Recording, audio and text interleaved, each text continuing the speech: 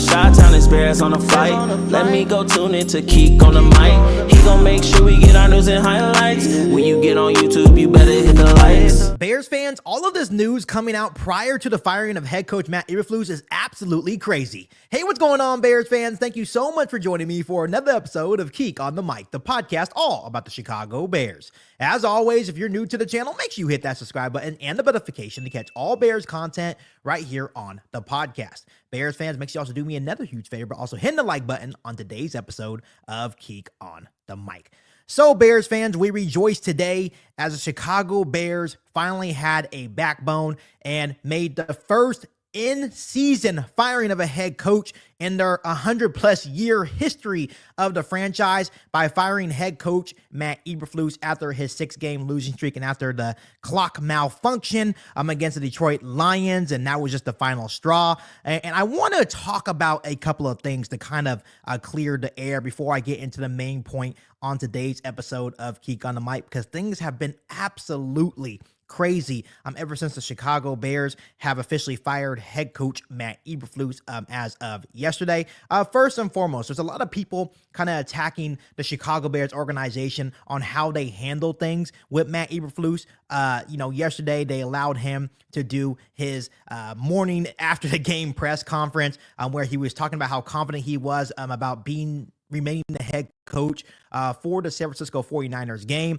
People are like, why would they let him do the press conference and then fire him after that? So basically, according to Tom Pelissero, there was just a little bit of confusion there because while Matt Eberflus was doing his press conference, Ryan Poles, Kevin Warren, and George McCaskey were actually in a meeting discussing the firing of Matt Eberflus. I think the Chicago Bears could have handled it a different way, maybe just saying, hey, hold off on that press conference until we are done with our meeting about Eberflus, but things got kind of lost out of context there, and yes, the Bears could have handled it a completely different way, and, I understand Matt Eberflus was a bad head coach, one of the worst, if not the worst, head coach in Chicago Bears history, but that was probably not the best way to handle it, but I think there's a little bit of confusion there. After the game, I also want to bring this up. After the game, I think things got really heated in the Chicago Bears locker room. There was multiple reports saying that Jalen Johnson was basically, just yelling in Matt Eberflus's face to the point where Matt Eberflus actually had to be removed from the locker room. There's also reports that were indicating that after the Detroit Lions game, both Kevin Warren and Ryan Poles basically ran out and stormed out of their suites out of frustration. They instantly went to the locker room. Ryan Poles had his arm around Caleb Williams, just talking to him. Kevin Warren was obviously talking to other players, including another high-level executive with the Bears, Ted Cruz. We all knew the end was near. And now here is the crazy part about all this, Bears fans. And now everything's starting to come out after the firing of head coach Matt Eberflus. And once again, we give Ryan Poles a lot of crap because he doubled down on bringing Eberflus back, even though he probably should have let him go prior to drafting quarterback Caleb Williams, because once again, the Chicago Bears are now in this never-ending cycle. It happened with Mitch Trubisky, it happened with Justin Fields, and now it's happening with Caleb Williams by drafting a young quarterback high up in the NFL draft and then firing the head coach within that first year of drafting that new quarterback. It's a never-ending cycle. Now Kevin Warren and Ryan Poles have this responsibility to find the perfect head coach, not only for the Chicago Bears, but mainly for Caleb Williams, because at this point, Caleb Williams is the main priority of this franchise. We understand that we finally have a quarterback, a franchise quarterback in Caleb Williams.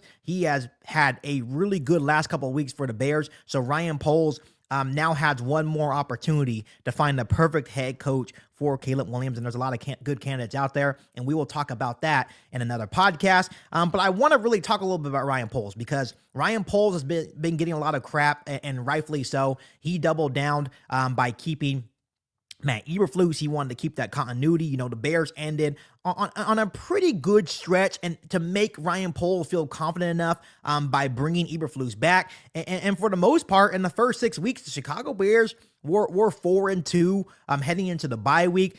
So it seemed like, Matt Eberflus was on a good stretch, but then obviously we all know what happened after the bye week. The Hail Mary happened, and then things started spiraling out of control. I do want to bring this to people's attention on today's episode of Geek on the Mic, that Kevin Warren was never really a huge fan of Matt Eberflus. He actually wanted to fire Eberflus before they drafted Caleb Williams and basically start fresh. Just basically the hope, and basically they didn't want to go down that same rabbit hole. I think Kevin Warren understood that the Bears were on this never-ending cycle, and I think he understood right when he came into the organization that Matt Eberflus wasn't going to be the guy to get the job done. Once again, Ryan Poles doubled down on that move, and I know a lot of people will give him a lot of criticism, but check this out, Bears fans.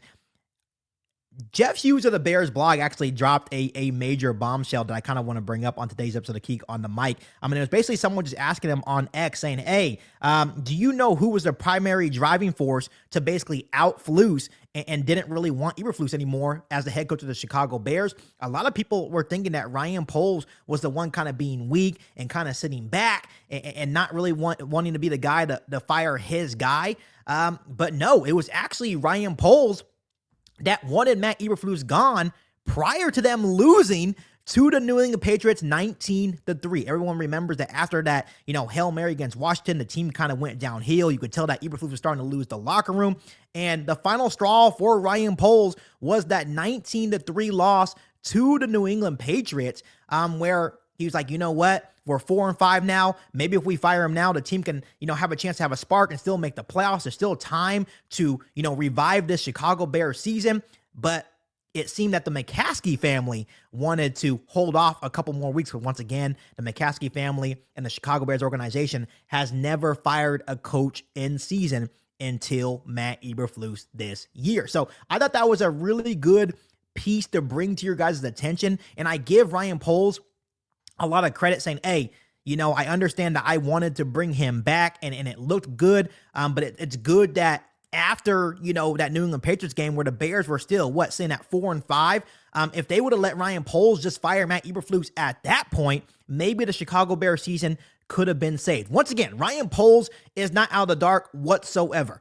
Him doubling down on Matt Eberflus was probably the worst decision he could have made for this organization moving forward. We could have easily found a way better head coach to pair with Caleb Williams, and the Bears would probably have been in a totally different situation. Because once again, how the Bears were losing games this year was very rare. You're talking about the Hail Mary, the blocked field goal, not using the timeout at the end of the Detroit Lions game, right? Going into overtime where your rookie quarterback basically became Superman against the Minnesota Vikings and losing that game the way that you did.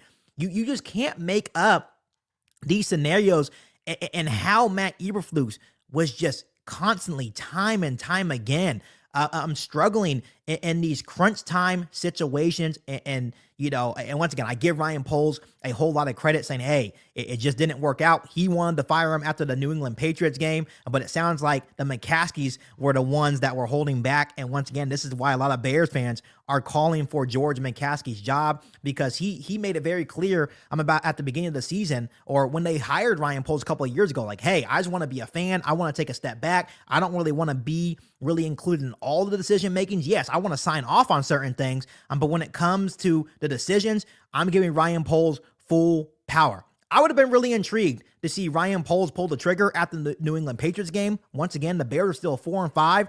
Maybe that would have lit a spark within the organization, and maybe the Bears would be in a different spot. But once again, the McCaskey's got in the way, it sounds like, and kept Eberflus for the last couple of weeks. And now the Bears are 4-8 with no playoff hopes. And now they are looking for a new head coach. Once again, this is going to be George McCaskey's 6th head coaching hire in his tenure as Chicago Bears CEO, owner, whatever he is, right? So it's definitely a crazy situation here in Chicago. This is going to be the biggest hire for a head coach in Chicago Bears history. Ryan Poles and Kevin Warren has to get this hire right. Once again, Thomas Brown, the offensive coordinator, once passing game coordinator until Shane Waldron was fired, is now going to be the interim head coach for the Chicago Bears for the remaining 5 games. So this is kind of what the better organizations do. You have an OC that's kind of on the rise.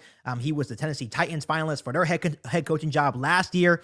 I think he's going to have a lot of interest this next offseason to possibly be a head coach for another organization as well. But now Ryan Poles and the Chicago Bears, I'm getting a head start to see what Thomas Brown's able to do in these next 5 weeks. Once again, I'll go more in a deep dive of my favorite candidates over the next couple of weeks, but I'm really excited to see what Thomas Brown is able to do with this opportunity over the next 5 weeks. But once again, I wanted to come on here and just inform you everything that was going on, kind of clearing the air on some topics. Once again, I just found this really fascinating that Ryan Poles was actually the one that wanted Matt Eberflus out, and he wanted him gone prior to the New England Patriots game after they lost 19-3. So Bears fans, how do you feel about that little report that came out? Let me know how you're feeling about Matt Eberflus officially being fired and no longer being the head coach of the Chicago Bears. But other than that, Bears fans, make sure you continue to hit that subscribe button and the notification to catch all Bears content right here on the podcast. Make sure you follow me on all my social media platforms, and make sure you share this episode of Geek on the Mic